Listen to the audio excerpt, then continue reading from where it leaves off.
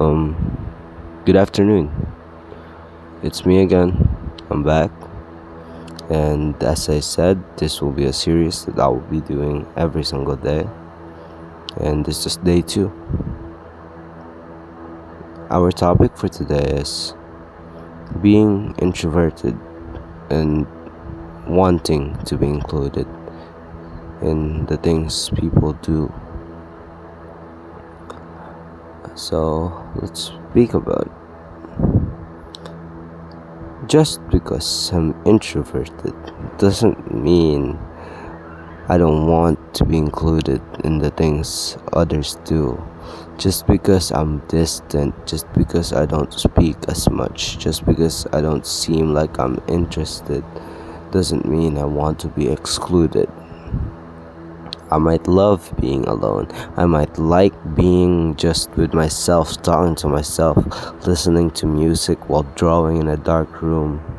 Even though I seem distant, I love it when I I appreciate and love the feeling whenever someone makes me feel like I matter.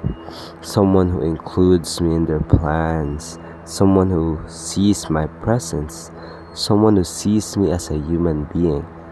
Um and you might say that, why do you not ask to be included? Well, it's not that easy. It's hard. It's hard to do. Simply, I can't. I'm scared to. But it doesn't mean I don't want to. Something about being included, seeing your name written in a list of plans, hearing your name be called, just feels so right, doesn't it? It speaks a language that bypasses my fear and goes straight to my heart. It might not be guaranteed that I'll show up if you ever include me, but it's still very much appreciated. It's helping me improve my mental, and it's making me more it's making me less insecure, it's making me less depressed at least. But it's very appreciated whenever you do that. It's an emotional currency I value deeply. And that right there is the core of the quiet struggle. It's a constant conflict between the deep restorative need for solitude and the fundamental human ache, the need for connection. We introverts often seen as self-contained or distant, someone who doesn't want to be included, someone who doesn't want to be talked to, someone who hates talking, someone who has anxiety, someone who doesn't want anybody near them. But we're not. We seem like, even though it seems we're perfectly happy, sealed off in our own worlds, and in many ways we are. We thrive there, but that specific thing, those things, that thriving doesn't erase our humanity. The reason I don't ask to be included is rooted in a silent, often my crippling anxiety that just goes through me, that just throws me off, and I start stuttering. And every time I think about reaching out, about sending that text, about walking up to the group and asking, "Hey, can I join?" A thousand tiny voices scream onto my ears. They whisper and they say that I'm being a burden, that you're interrupting. I'm interrupting them. And I'll just be a burden to them. They don't want you there. And the fear of hearing a gentle, well-meaning rejection. Oh, like, we thought you were busy, or we assumed you wouldn't like it. That fear is disproportionate for an introvert. For an introvert, that rejection doesn't just feel like a missing event, it feels like a confirmation of that deepest, darkest fear. I am forgettable. Maybe I am forgettable. I am not that important. I am easily dismissed. My presence is not enough. So, we adopt the defense mechanism. We tell ourselves it's better to not ask and not know than to ask to be, than ask and just be hurt. We wait. We wait for the signal, the sign, and the simple, smallest recognition that we were, for a fleeting moment, thought of and desired in a social space. When you include me, someone like me, someone who struggles with social stuff, social life, everything about that, someone who struggles about making friends, someone who seems like they like being alone more.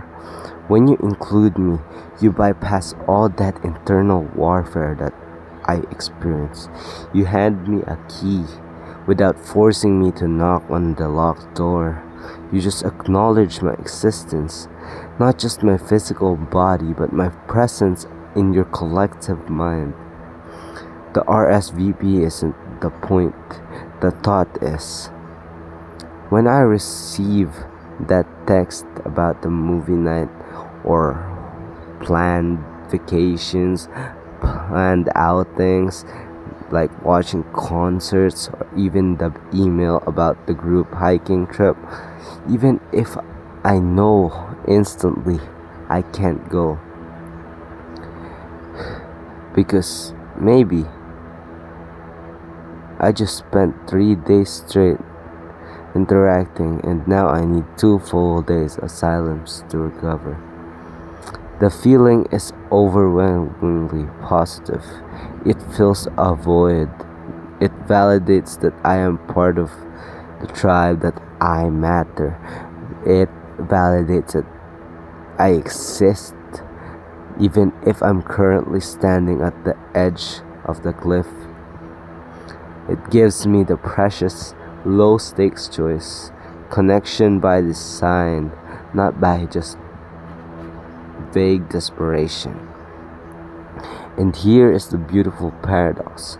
The knowledge that I could have gone, that I was wanted, often makes my solitude richer and better.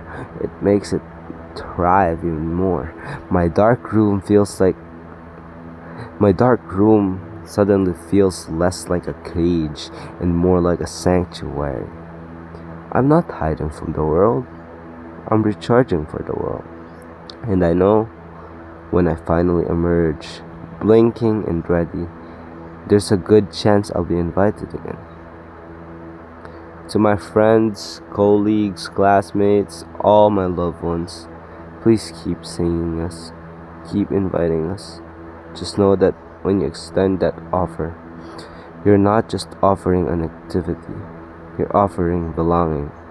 You might even be helping us to cope from the things that we are going through. You might be saving us from whatever could happen, what we might do to ourselves if we're not helped in time. You're fighting the voices of self-doubt inside our heads, the thoughts that are negative. And to myself and every other introvert listening, we have to practice the courage of accepting. If the invitation comes, let's try it just once. Show up for 10 minutes. Let's practice the vulnerability of saying thank you for including me, even if we leave early, because the world needs our unique, deeply felt, often quiet contributions, even though it doesn't seem like it matters that much. We need connection, we need solitude, and we need connection, we need patience. And with patience, and just a little more understanding from both sides. both sides of life. We can have both. We can be introverts and we can be still included, since we are all human beings.